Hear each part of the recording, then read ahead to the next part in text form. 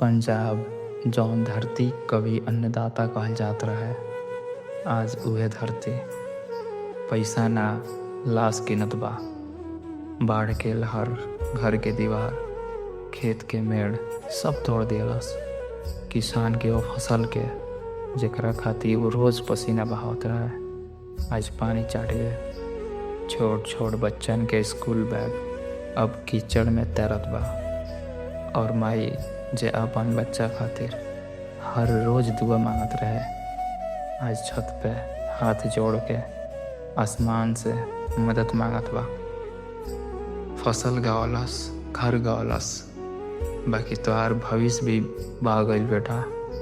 लोग पूछेला नुकसान कितना भइल।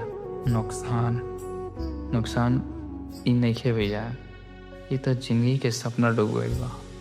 माई के गोद खाली हो गईल बा, बाप के हिम्मत टूट गईल बा, और पंजाब आज भी उहे लहर में डूब रहल बा जौन सिर्फ पानी ना बल्कि गरीब के उम्मीद बहा ले गईल बा।